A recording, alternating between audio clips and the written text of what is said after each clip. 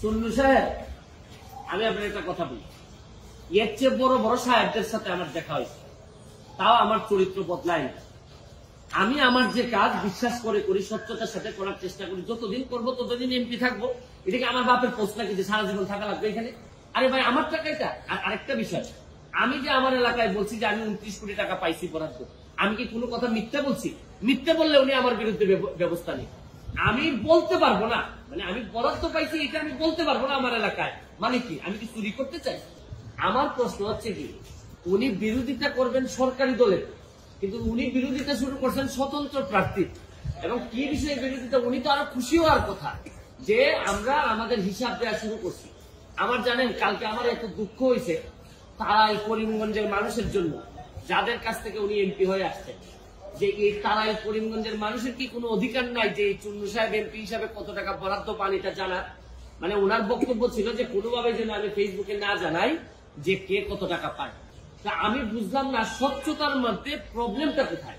আমি যদি স্বচ্ছ হইতে চাই, আমি যদি যে বরাদ্দ পাই এটা যদি আমি বলে দিতে চাই, বলি জনগণকে, তো এইখানের মধ্যে এমপি হিসাবে আমি অপরাধটা কি করলাম? মানে বিষয়টা যদি হইতো যে আমি এই টাকা পাই না, আমার 25 কোটি টাকা দেওয়া হয়েছে রাস্তা বানানোর জন্য, এটা আমার বরাদ্দ, আমি বলে দিব কোথায় কোথায় রাস্তা হবে। আমাকে দেওয়া হয়েছে মসজিদ মন্দিরে টাকা দেওয়ার জন্য 2 কোটি, এটা আমার বরাদ্দ, আমার নামে আসবে, আমি এগুলা দিয়ে দিব কোথায় কোথায় বরাদ্দ। পিয়ার কাবিকা আসছে আমার নামে, আমি দিব কোথায় কোথায় বরাদ্দ দিয়ে দিব। আমার শুধু নিশ্চিত করতে হবে এই টাকাটা যেন আমি এবং আমার পরিবার খেয়ে না ফেলে, বা আমার লোকজন যেন খেয়ে না ফেলে। না, আমি যতদিন আছি ততদিন যেটা সাধারণ মানুষের, আমি চুন্নু সাহেবের কথা আমি এমপি হইনি, আমি এমপি হয়েছি আমার 7 লাখ মানুষের ভোটে এবং দোয়া এমপি হয়েছি এবং ল্যান্ডস্লাইড বিক্রি হয়েছে আমার। আমি আমার জনগণকে খুশি করার জন্য যা করব তাই করব, আমি এর বাইরে কোনোদিন যাওয়ার প্রশ্নই আসে না। অবস্থান পরিষ্কার। আমি আমার যে বক্তব্য আপনাদের সামনে দিলাম, এই বক্তব্য আমার মাননীয় স্পিকারের সামনে দিব, সেই এখানের মধ্যে আলাদা হওয়ার কোন সুযোগ নাই। তবে আমার বিশ্বাস, এই যে এই মুজিবুল হক চুন্নু সাহেবের যে ব্রেইন আর যে অবস্থা, তার ব্যাপারে আমি যা শুনি তাতে আমার বিশ্বাস মাননীয় স্পিকারও জানেন তার অবস্থাটা কি। যে তারে সে যখন বক্তব্য দেয় আমি বুঝতেই পারি না কি বিরোধী দলের লোক বক্তব্য দিচ্ছে নাকি না সরকারি দল বক্তব্য দিচ্ছে। মানে এমন ভাবে সরকারের মধ্যে ঢুকে আছে এই ভদ্রলোকের বিরোধী। আরে ভাই, সবসময় সরকারি দলের সাপোর্ট করার জন্য তো মাঝে মধ্যে বিরোধিতা করতে হয়। সরকারি দলের মানে আপনি সবসময় ক্ষতি চাইবেন তা না। সরকারি দলের আরে বাপ তো মাঝে মধ্যে ছেলের সমালোচনা করে, ছেলে বাবার সমালোচনা করে।